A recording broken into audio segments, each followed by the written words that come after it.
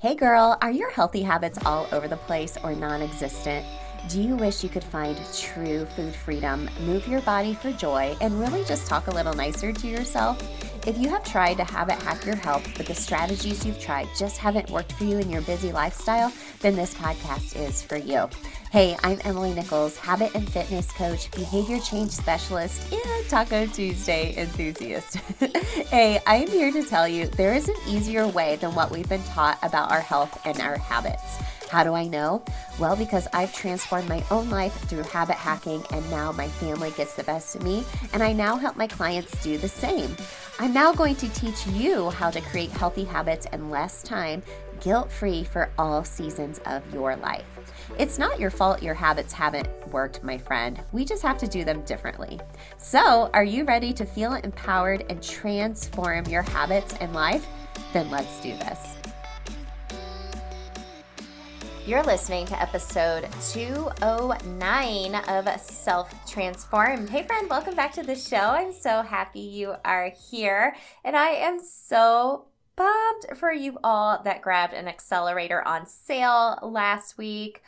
Way to go. I'll be seeing you all in the Facebook community. I go live there every week for office hours to help you habit hack any challenges that are coming up, some exclusive content there as well, and of course inside of those courses. Now, don't forget, I've made this super affordable for you. So if you are listening to this and the sale has passed, like my friend, go grab it. They're available anytime. It's linked in the show notes. These are my signature mini courses around mindset, movement, and food freedom, or you can bundle all three together. This is my exclusive habit hacking system to help you take back control and find confidence in your life, to find true food freedom and to move your body for joy sustainably. And we do this through the power of habit hacking from the female perspective. So pumped for you all. Come join us anytime. I can't wait to watch you accelerate your habits.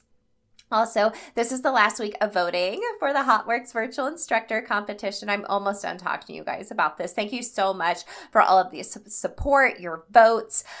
I feel really good about going to the next round. And if I don't, it's like what's meant to be is meant to be. But y'all, I am like praying, manifesting it, like I will be going to the next round. That's how confident I feel in my capabilities and what I can do virtually via fitness, becoming a HOTWORX virtual instructor. So that's linked in the show notes. If you want to cast your vote one more time, it's $1 a vote. It goes towards Sacred Mountain Retreat to help military members and their families. So thank you all so much again. I'll announce to you once I know and once it's official if I get to the next round to become a HOTWORX virtual instructor.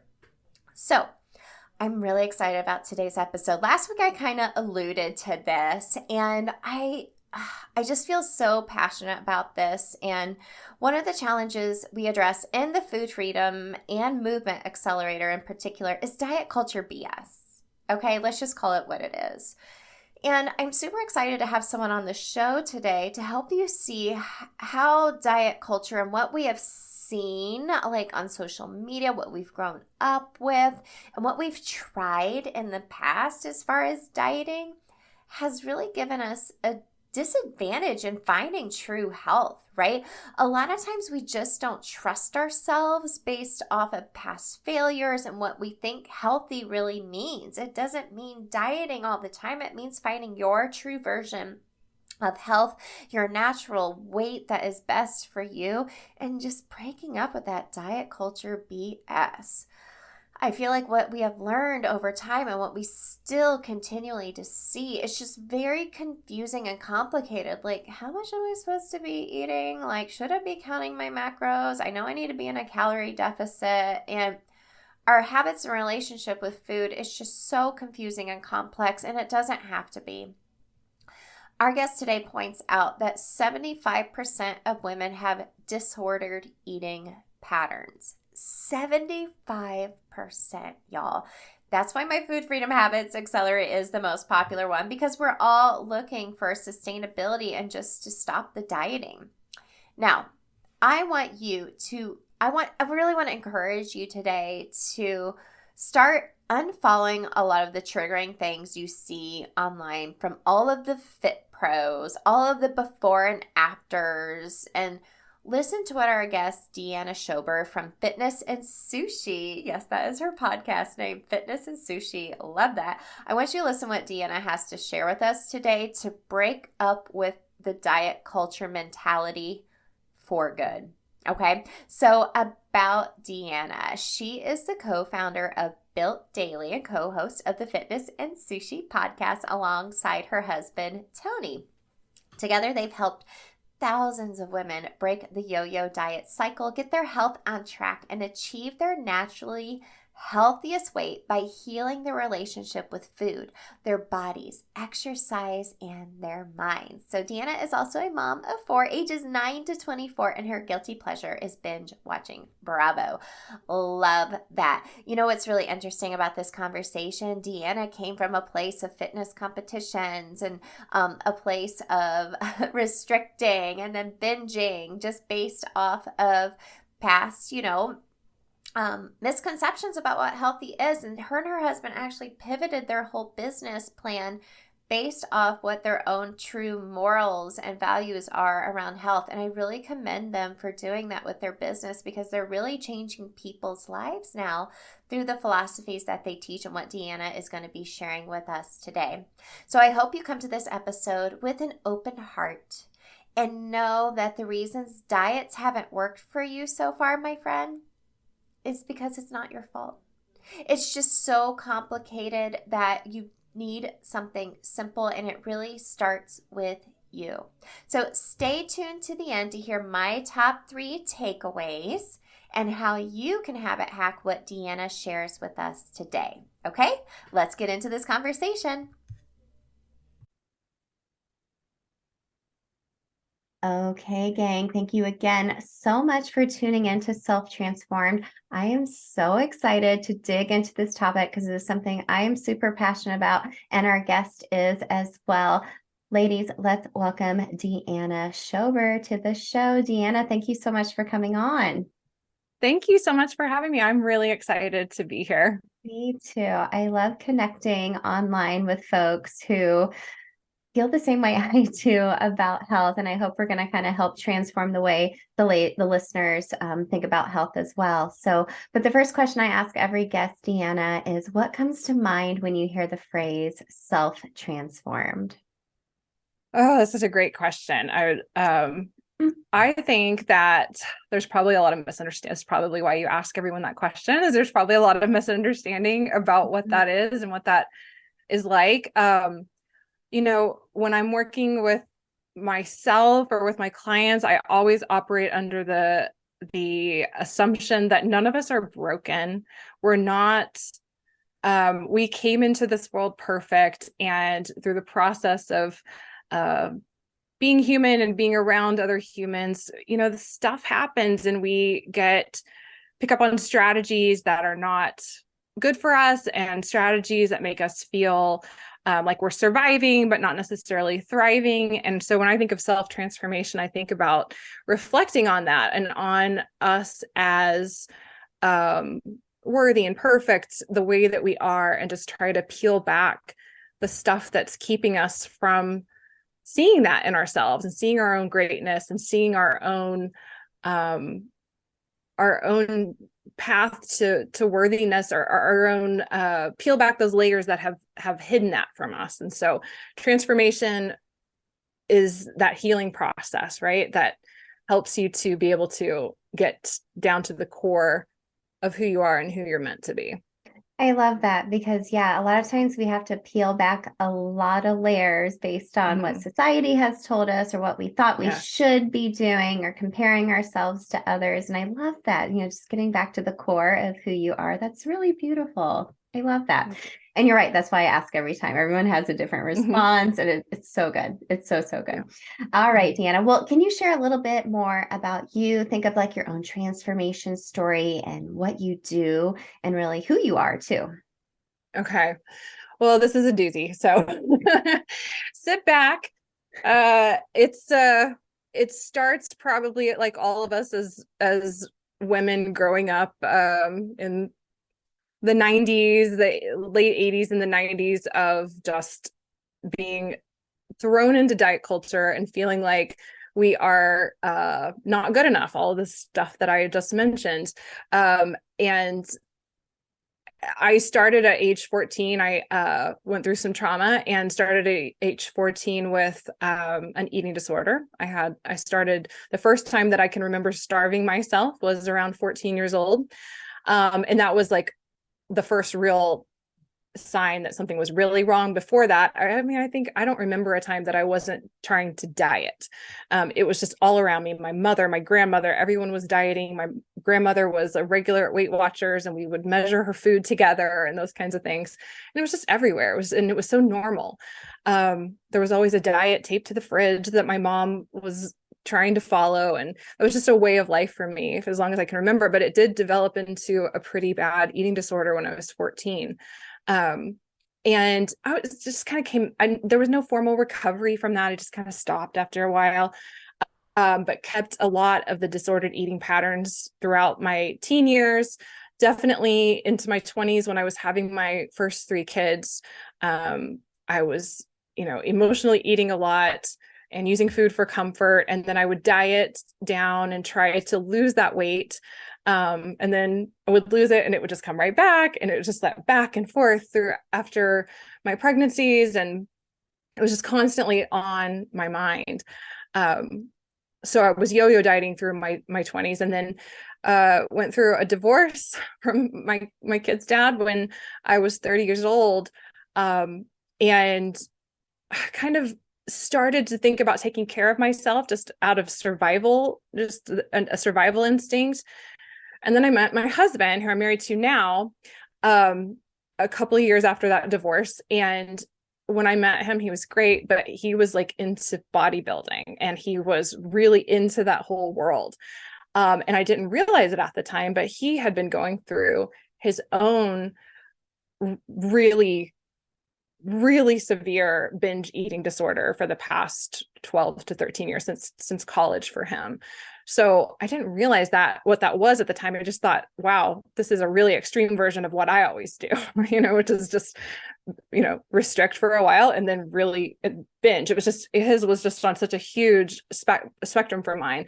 And so I got into the bodybuilding stuff with him, and I got into, sculpting and all that stuff, and really, really restrictive eating, really a lot of deprivation, a lot of over exercising, a lot of really intense, but it was just strange because all of my 20s, I had felt so unworthy because I couldn't lose this weight.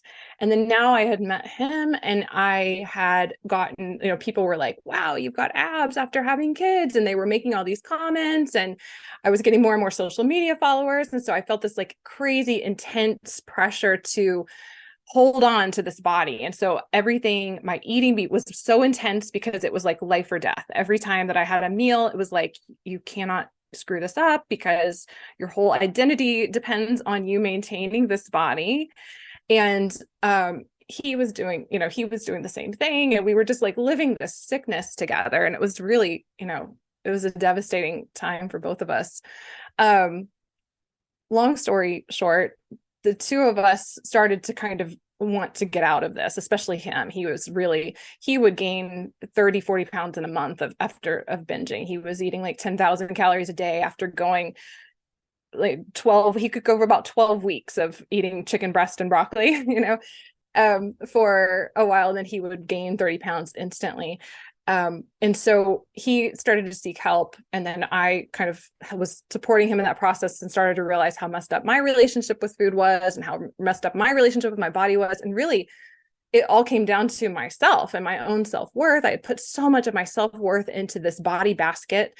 I didn't know who I was at this point other than this fit mom. It was my identity. That was my whole identity. It had also become my career at that point. And so we started to heal, we started to explore these things. And at the same time, we were coaching. Both of us were fitness coaches. My husband had one of the most successful weight loss websites out there, Coach Calorie. And we were getting millions of hits every day under these philosophies that we were starting to realize were wrong. And damaging, and they had been damaging us. We were starting to realize that our clients were having, maybe less severe experiences that we were having, but the same ones, just not on that huge end of the spectrum like we were.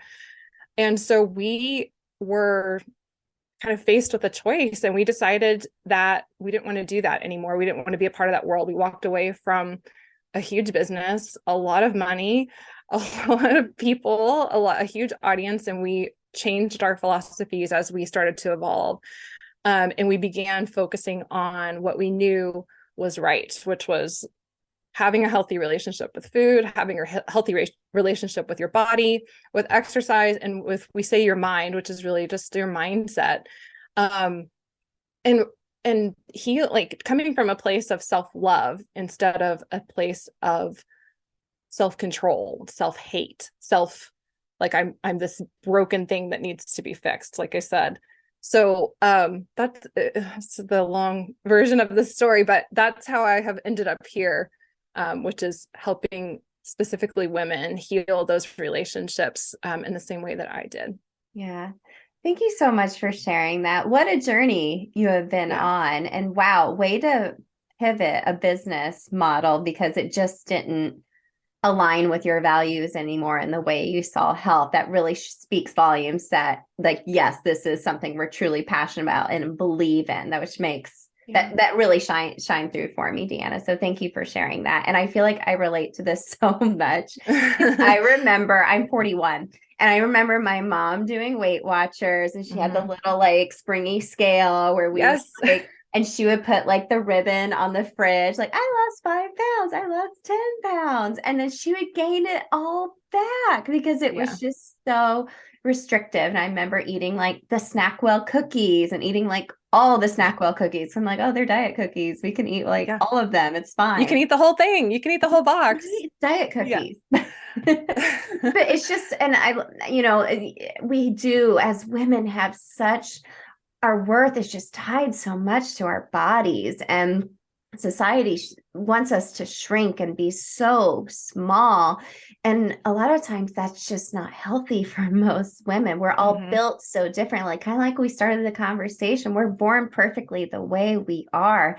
And this diet culture has just really wreaked havoc on our bodies, and it takes so long to heal and reverse the damage we haven't, intentionally done to ourselves, but also reverse the mindset, like you mentioned, and reversing the way we think about healthy. And that's quite a process to do. It's not so simple as, okay, well, I'm just gonna, intuitively eat and work out. Like, it's even me as like a fitness instructor, I still have to kind of like back up and be like, okay, am I coming at this from a place of health and joyful movement, or I'm coming at this at a place of punishment for my body, or working out because I should be, or I have to. So, but I kind of want to dig into this concept of dieting, of what healthy really means, because it's so complicated. It's so complicated, but it doesn't have to be. It doesn't have to be, especially for women. So I want to know what, in just your opinion, professional opinion, personally, that there's so many diets out there, but I don't feel like diets work. And then we keep trying them all and keep yo-yoing. So why don't diets work? And why do women find themselves trying all the things? We have thought a lot about this, and what we know about diets is that it's trying to follow this arbitrary set of rules and guidelines that you didn't come up with. You didn't decide, this is good for me, or I need this. It's just, you're following somebody's guidance in order to manipulate your body. And that is like 12 weeks in the future at best, maybe 6 if you're lucky. And so you're waiting for this outcome. It's just hard to hold on to that motivation. And it doesn't, what we really have understood in the past 10 years of working with women's relationship with food and their body is that it doesn't meet their needs of the moment. And so if you are not meeting your needs of the moment, whatever that is, and it's always going to look different. Every woman has different needs of the moment any given day. And so you can't be flexible with that and meet those needs, and those needs go unmet, you are going to have a void. And if you have a void, you're not going to be able to follow, like no amount of willpower is going to make you follow this plan if your needs are not being met. So for example, a lot of times we go on a diet and we're under eating and we don't realize it because somebody told us to be eating this much, and we don't eat because we're not supposed to. So we are like, we think we're doing the right thing because we're following this diet and we're just buckling down and surviving on willpower, but our body is telling us you need more. And so we're not meeting that need for our body. And eventually that adds up and adds up and adds up to the point that you end up binging or overeating. And because this is your body screaming at you to eat, like, you need food, girl. And so we ignore that, and then we get mad at ourselves because we did it and we didn't have enough willpower. And that's what diets teach you to do. And then they teach you that that's your fault, that you didn't have enough willpower, you didn't try hard enough, or you should have gone for a walk or had some water or whatever. But in reality, you weren't meeting your needs, and your needs are pretty much always going to win out. So if you need comfort and you're not giving yourself comfort, and you are used to using food as comfort, and that need is not being met, then you're going to end up meeting that need with food. If you need fresh air and sunshine or connection, and you're not getting those needs met, then a lot of the times you're going to turn to food and break your diet. So what we have found is, like, the best way to go about it instead of dieting is to learn how to meet your own needs on a day-to-day basis. And then you don't have to worry about if you're breaking a rule. There's nothing arbitrary to follow. It's just a matter of understanding yourself and knowing what it is that you're probably needing at that time. But dieting, it just teaches you how to follow rules. It doesn't teach you anything about yourself, about your needs, about your body, about your psychology. And that's the other thing. Diets don't work with your psychology. They work against it. We know now, with psychology, that it creates, anytime you restrict yourself, it creates backlash, what we call compensatory behaviors. You buckle down, you hold a beach ball under the water for as long as you can, and then you get mad at yourself when you finally can't hold it under the water anymore and it pops up twice as high in the other direction. Those are compensatory behaviors. All we see is that I followed this diet for so long and it was working, and then I just couldn't stick with it afterwards, or I didn't have enough willpower, I wasn't strong enough to follow it. But not understanding that that's our own psychology that's doing that, and our own that's the way that we are meant to react to those kinds of situations. Our body's trying to protect us from famine. It's trying to protect us from scarcity, because it senses that something is scarce. And so that's a natural reaction, but we've been taught to believe that there's something wrong with us in those moments, that we're broken. Which is just could not be further from the truth. Our body is doing everything that it's supposed to do. And what a vicious cycle, right? Because you in quotes, fail a diet because you didn't follow the rules, when all reality, like you said, it was your body like screaming, like, no, we need nutrients, we need carbs, we need protein, we need just basic nutrition, help me, save me. And then we just blame ourselves, like, oh, I can't tell you how many times, I'm sure you've heard this too, I just don't have the willpower, I just can't stay away from this or stay away from that. And so then, well, maybe that diet just didn't work for me, I need to try a different one. And then the cycle just continues, and then that just lowers our self-esteem so much, because maybe even in the past, I know in the past for me, like, I've lost a lot of weight doing one particular plan. And then I'm like, oh, okay, well, me from the past did this really great plan and I lost 10 pounds. I should do it again. Well, maybe I'm 10 years older now and that doesn't work.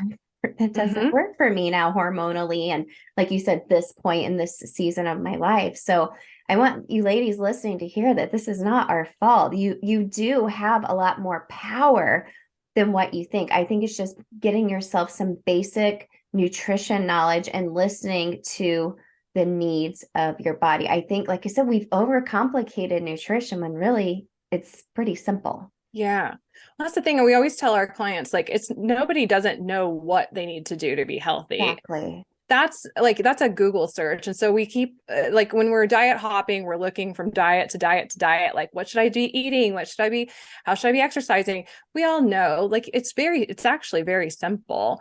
The hard part is understanding, why are we not doing it? Or why are we self-sabotaging, or why can't we be consistent with it? And that's where the real magic is. That's where you're not meeting your needs, or you're not understanding yourself, or you don't have enough self-awareness around how your body's reacting to something, or you don't understand your psychology.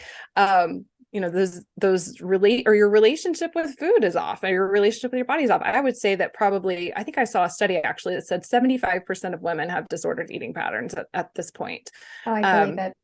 Yeah, because it is so common, because diet culture has been the norm for so long of our lives. And I work with women who are 40 and older, generally speaking, but most of them are in their 50s and 60s, and really like our mom's age, and had the brunt of, like the Jane Fonda years, and all the aerobics craze, and the diet culture as being health advice and the norm. And it's so disordered, and they just don't know it because it was so normal to them for their whole lives. My mom said to me the other day, it's funny you said Jane Fonda. I remember her watching those VHSs, and I like go to them with her when I was little. Yeah. But my mom even said to me the other day, she was like, hey, she was over and looking at my kitchen. She goes, what kind of supplements do you take? Like, is there like some diet pills, or like something that like helps boost your metabolism? And I was like, no. No, just flat no. Like, I was like, I take a couple of different supplements based on like my functional doctor has recommended for me, but no, mom, just no. I was like, I'm lifting weights, and you should too. Here's this, and it takes a while just to rewire your brain. You got to think, so many years of diet culture, but once you start leaning into that intuition and just finding your own version of healthy, then that momentum can start going, and it's so much more freeing, like you said earlier. I love that so much. Well, I feel like when we're thinking about diets, a lot of this makes me think of weighing ourselves. And I feel like the scale is so triggering, even for me. Sometimes I've dug so deep into weight training this year for myself. And that a lot of times that means the scale starts to go up. And it's even for me, I get on the scale and I'm like, what the heck? And I'm like, okay, I know. Or most of it was like, maybe I should just stay off because my pants fit great and I'm feeling really wonderful. But it's so triggering for so many women. And I know you talk about, you help women find their healthiest natural weight. Can you expand on that a bit more, and what that means, and how we can find our healthiest natural weight? Okay, friends. Let's be real here for a second, okay? There are so many energy drinks out there that are only focused on giving you the jitters before a workout. And I don't know about you, but I hate that feeling. Well, not FitAid Energy. FitAid is boosted with 200 milligrams of clean caffeine from green tea, never the synthetic kind, so you never get that jittery feeling. And plus, it's only 15 calories per can. What I love is that they're not claiming that their energy drink will help you to burn fat or make empty promises. You put in the hard work, and FitAid will help energize and refuel so you can do it again tomorrow. And unlike many other energy drinks, FitAid Energy maximizes your athletic performance by focusing on both training and recovery, which I am all for as a trainer myself. So go grab one of the amazing FitAid Energy flavors, and you can save 40% off plus free shipping on your first order of 24 cans of FitAid Energy. Just go to drinkfitaid.com/habithack. All right, friends, let's get back to the show.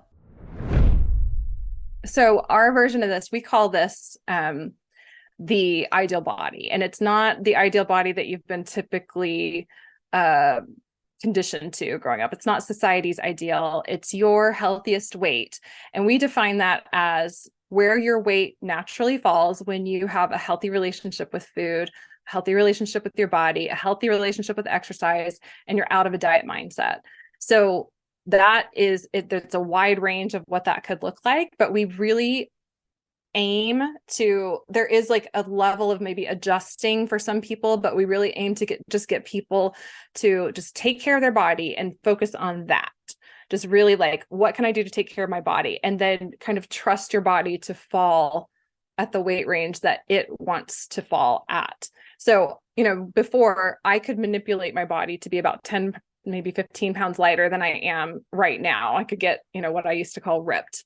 But I wasn't having sushi with my husband. I definitely wasn't doing like bagel weekends with my daughters. I was thinking about food all day and all night.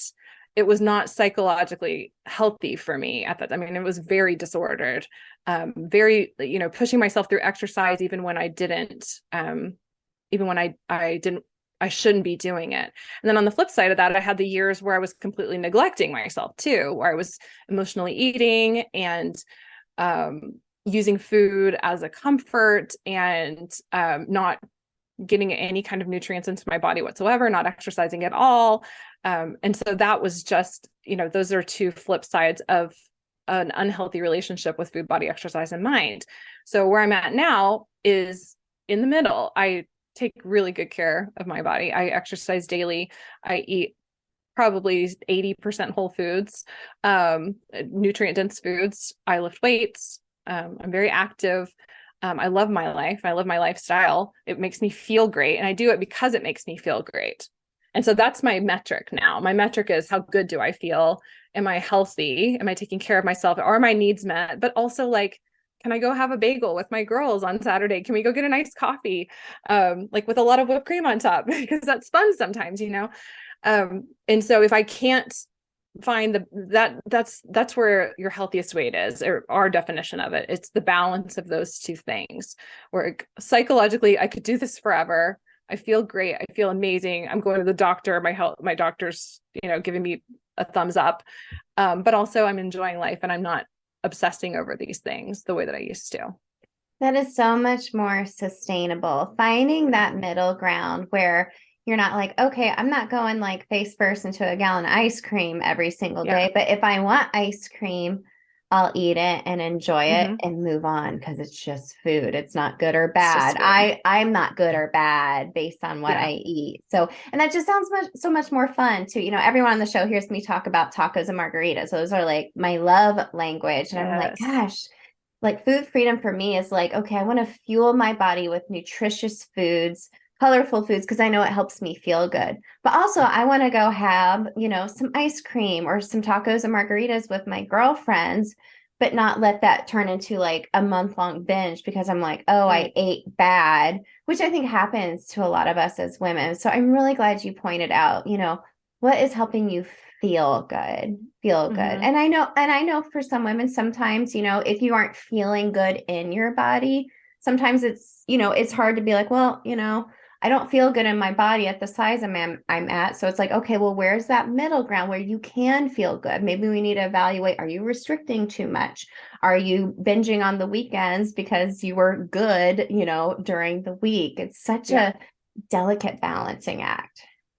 And by the way, if you love tacos and margaritas, you really need to come visit me in Texas, because that's what we're like famous for. Oh my gosh. I've got the best place right around the corner that I would take you to, because it's so good. We were in Dallas or Fort Worth for my 40th birthday, and we went to this Mexican place, and I was just like, oh my God. Was it Joe T. Garcia's? No, that's the big one in Fort Worth. So, okay. Or maybe it was. I don't remember what it was called, but it was delicious. I'm sure it was. We have the best ones here.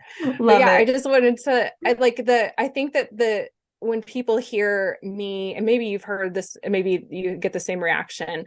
When I say it's a balance now, like I balance those things, that happened naturally. Like it was not something that I had to force. It was not a choice, because I used to beat myself up because I couldn't find balance. Does that make sense? Like my relationship with food was so intense. And so people be like, well, just be balanced. And then the minute I would sit down, I used to wonder why am I the person at the party that all I'm thinking about is food, when I'm there? I couldn't figure that out. The balance happened naturally and organically after I healed my relationship with food and my body. Like those two things were so important. and really your relationship with food stems so much from your relationship with your body, because if you have a lot of anxiety around your body and if you think that it's your worth or you think it's your value in the world, then there will be a lot of intensity with food, because it's the thing that you think controls it. And the same thing with exercise, but we see it more with food too. It's the mechanism for controlling this thing that gives you so much anxiety. And so it wasn't a forced decision, like I'm going to find more balance. I just, like, realistically, that was a hard thing. I couldn't figure that out. It just happened naturally after I started to see myself as a whole human being rather than just a body, as I had been taught, and started to find a new value system where I valued other things about myself and just valued myself inherently as worthy. And then my relationship with food became less intense, especially once I started, getting away from the labels of good and bad and those kinds of things, and did that work. And then the balance came naturally. It wasn't like it wasn't where I would sit down and I couldn't stop eating anymore. It was just like, it's just food. So it took work to get to that point. It wasn't a choice or a decision. It was a natural side effect of those relationships getting better. Yeah, I feel like balance is almost like a 4-letter word, like a naughty word sometimes. Yeah. People are like, there's no such thing as balance. But I'm glad that you pointed out that kind of happened naturally. But you had to do the work, right? You kind of, we talk obviously a lot about habits here on this show. And you probably maybe have, I know for me personally, as I've kind of evaluated my habits and relationship around food, I was like, oh, well, this certain habit I have, I always go and turn to this kind of food afterwards. Okay, well, am I actually hungry? Am I trying to fill a void? Like you mentioned, a lot of us emotionally eat. There's a lot of other things we could go into as far as emotional eating goes. But, doing the work and figuring out, okay, well, maybe I can replace that with a healthier habit to feel good. And then slowly over time, that can really snowball into naturally finding what that balance feels like to you. Right. And feeling good, feeling you're good. You're good. Yeah. Right? No one else is. Well, yeah. Thinking about habits we can be doing every day. Like I said, I know this is so personal for every woman listening, but thinking about just habits you can focus on daily to help you find your own version of health and really just break free of this diet culture. What would be your suggestions just for a couple of simple habits you could do every day just to really evaluate what healthy means to you and just get rid of that diet culture mentality? Oh, that's such a good question. Because I would give a completely different prescription for someone who's new in their healing journey, like a client who comes into our mentorship program, who is there to heal. Their habit is going to be daily immersion into food freedom or body positivity, or something that gets them thinking differently about their relationship with food. For someone who is healed and has those good relationships, then we have something we call our daily focus habits, and it's usually something like water. Drink some water. It's that's such a big dial mover. Sleep, oh my god, like it's so undervalued and so underestimated at how much, like I tell all of my clients, that's number one priority. Always sleep, above nutrition, above exercise, above anything else. Sleep is so important because it really will magnify the effects of all the other stuff too. And without sleep, you're munchy. You're going to have cravings that you're not going to be able to fight. So 7 to 8 hours of sleep for sure is, and there's so much baggage that comes with sleep in women. Like I could get into that for like forever, because there's so much guilt and there's so much binging on me time at nighttime because we give ourselves so much to everyone else. Oh my gosh. You're like, can everyone go to bed so I can just like Netflix and chill by myself? Yes, exactly. Like this is finally my time to be alone. I put my son to bed at 8:00 and I lock my door and I'm like, don't anybody, because I have to have like an hour and a half of me time so that I can get 7 to 8 hours of sleep. But yeah, so I think that, and just, I think one of the best things that you can do for yourself is immerse yourself into a community where everyone's trying to do what you're doing. Everybody has the goals that you have, and they've had the same struggles that you've had.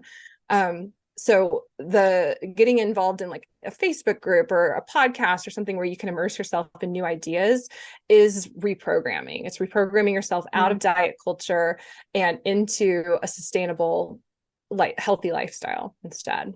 Yeah.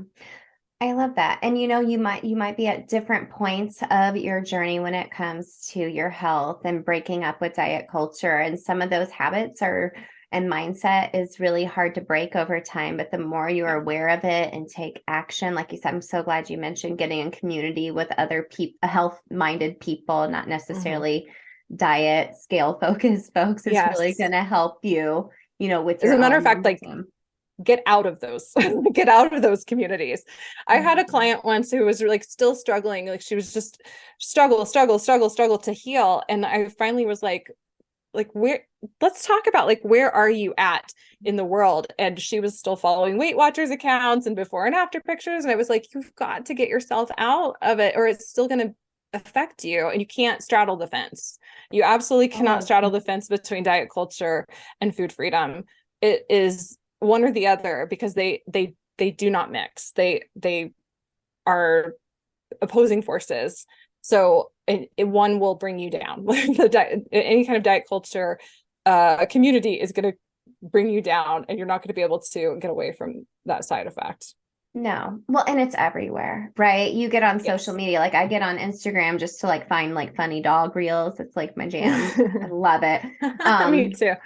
And it can usually like figure you out, over time and hopefully just show you that. But if you look at one before and after picture, some type of fitness influencer and like them wearing booty shorts showing off their abs and whatnot, it's like, oh, well, why don't I look like that? What then you go to their account. What are they doing? Oh, here's what they eat in a day. Here's, this cleanse they're doing or whatever. And it's just like, put your blinders on, kindly unfollow people, even like bless and release or like mute them if they are a friend of yours and you feel bad for unfollowing yes, I've done them. Oh, same, because a lot of imagery like that can be triggering and then lead you down a path of shoulding yourself, where in reality, the only thing you should be worried about is yourself, your own health, your loved ones around you who care about you, and putting yourself in environments, like you said, where everyone has like-minded values when it comes to health. That's a game changer for sure.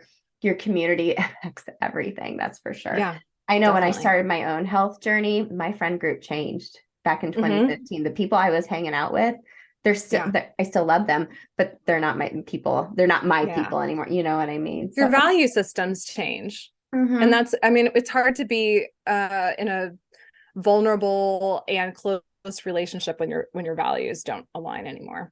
Absolutely. Well, I hope everyone listening today is like, yes, I want to value myself. My worth is not tied to my body, and just change that whole value system when it comes to health. I know it's not an overnight thing, but I know there's a lot of wonderful folks like you and your husband working really hard to redefine what healthy means and helping women personalize that. So thank you for sharing all of your knowledge today, Deanna. Where can everyone connect with you and find out more? Probably the best place to kind of dive in is our podcast, the Fitness and Sushi podcast. We're on every major podcast streaming service. builtdaily.com/hack. We put together a special page for your listeners. We'll put together some goodies and stuff and have that for them. We have some free trainings. We specialize in emotional eating. So we'll have an emotional eating training there and some other stuff. So builtdaily.com/hack. I love that so much. We'll make sure to include that in the show notes for everybody too. Okay. And where did your podcast name come from? I love it so much. Oh, that's such a great question. Because when we were healing our relationship with food, body, exercise, and mind, we would go out on a date night every Wednesday night. And sushi is important to our journey because it was something we didn't allow ourselves when we were dieting. We were both paleo. Like, I mean, we went strict paleo and then we went even stricter. I mean, I was basically only eating meat and vegetables at the worst point of it. So it was significant in our healing journey. And we would sit and have conversations with each other about our healing and about our clients' healing. And my husband made a comment one time of like, we should really like have microphones here. Like there's so many gems here. We should have microphones here and have a podcast and call it Fitness and Sushi. And so I love it. I love it. Look at you eating rice. I love it so much. Yes, look at me eating rice. I love it. Well, Deanna, again, thank you so much for sharing your story. We'll make sure everything's linked in the show notes so everyone can connect with you. Deanna, thank you so much for this conversation. I just feel on fire. I love chatting with other women who just get it and want to help women just change their habits and relationship with food and just train for life. So thank you so much for sharing your heart and all these amazing habit hacks with our listeners today. So friends, as always, I'm going to share my top 3 takeaways. Whew, it was hard to narrow it down to 3, but I think I did it. So, hey, if this is your first time listening, I do this at the end of every guest interview to give you those cliff notes, right? I know you're driving or you're doing the dishes, you're folding laundry, or you got kids yelling in the background. Sometimes you don't hear everything. So here's the cliff notes for you on how to really break up with diet culture BS and find your own version of health. So let's talk about it. So number 1, I think this is really important to have in the forefront of your mind when it comes to dieting, is that restriction creates backlash. When Deanna said this, I wrote it down in all bold, underlined it. Restriction creates backlash, right? We're usually, when we're following some type of diet rules, right, we're usually under eating, right? We usually end up under eating. And what happens? Well, you get hangry. You've restricted for so long that eventually you're just like, well, fine, I'm just going to binge. And then it leads to overeating because now your body is just screaming at you, right? And then it creates a vicious cycle, right? Then we get mad at ourselves for having that food or overeating. And it's all our fault. We just don't have enough willpower, right? I think if we come at it where we're trying to follow what feels best for us and what we're eating, it's not from a place of restriction, but from a place of really evaluating what feels good to my body, what feels good to my soul as far as food goes. How does this negatively or positively impact my body, not necessarily based on the scale, but how you feel non-scale victory-wise? It'll really come from a place of no longer having that vicious cycle of restriction than overeating, restriction, overeating. Because in the end, restriction will always result in backlash. So keep that in the forefront of your mind next time you see another diet that you want to follow. Remember, we habit hacked this on last week's episode, last week's habit hack when we were talking about diet dogma, how to habit loop this, okay? So next, number 2. Self-love versus self-control. I love it when Deanna said this. A lot of times diet culture comes from a place of having these rules to follow, right? You can or cannot have certain foods. And it's coming from a place of self-control and white knuckling your way through a diet. But what if it came from a place of self-love, right? A lot of times we're following diet rules that you didn't decide on and aren't necessarily good for you. We have to have a more individualized approach. And you're really just trying to manipulate your body when what you're doing is maybe not, supportive of you and your hormones, the lifestyle you live right now, where you're at in this season of life that you're in. Like Deanna said, a lot of times it can take up to 12 weeks for you to see any results. And we usually give up before then because we're like, my motivation is just gone at that time, right? So when we think of coming from a place of self-love versus self-control, like Deanna mentioned, we have to think about first, are our needs being met in this moment, in this time of our lives? And that's different for everyone, right? You will have a void and no amount of willpower will allow you to succeed in a diet plan if you're filling that void with a diet or emotional eating. So your needs will always win out. So comfort, connection, maybe you need fresh air. Many times when we aren't getting a lot of these values, these needs that we need, that we crave, we turn to food instead. And just diets don't work with our psychology, right? And what ends up happening is we're trying to fill this void of these other things that we need with food, and it leads down a vicious cycle of that restricting, then binging, and that vicious cycle. So if you're coming at it a place from self-love, versus self-control, you're going to be a lot more successful in finding that balance where you're fueling your body and soul. Hashtag food freedom. And lastly, how do you become self-aware then, right? We're like, okay, well, I need to fill this void. Well, I don't know what the void is, like, and I'm filling it with food, but I don't really know like why or what it is, right? That is where habit hacking comes into place to become self-aware. So I think tracking your habits around food and replacing, maybe emotional eating or binging with healthier habits will help you naturally find that balance like Deanna talked about. We're going to stop the diet hopping online where you're constantly searching for different diets and Googling to see like what can get you the quickest results to help fill that void, right? And none of this is our fault, right? This is just what we have been grown up to believe due to diet culture BS, right? So what helps you feel good? Like for me, it's tacos and margaritas, right? It becomes a natural balance that you don't have to force, right? But when I sat back and looked at my own habits, I was like, okay, when I was feeling stressed out, like if I went and had tacos and margaritas with my girlfriend, I overindulged on chips and queso. I overindulged on margaritas and I felt like crap the next day. So analyzing like, okay, I came from a place of stress. That habit loop, the cue was stress. The routine was I overate, overdrank. The reward was it numbed me for a while, but really in the end, I felt like doo-doo on the other side, right? How can we habit hack this? So in the shop, we actually have an emotional eating tracker or log to help you identify those triggers that are leading you to emotionally eat. And then what we do from there is create a new habit loop, just like what I kind of explained here to you, and habit hack a healthier habit to do instead. So for me, for that example, maybe the cue is I'm feeling stressed or anxious. I go out to dinner with my friends. I talk to my friends. I have a little therapy session with my girls. I still have a margarita. I just don't have the full picture because I know I'm going to feel like crap afterwards. The reward is I was able to fuel my body and soul by having the margarita and tacos. Yum. I cannot restrict that because those, I love them.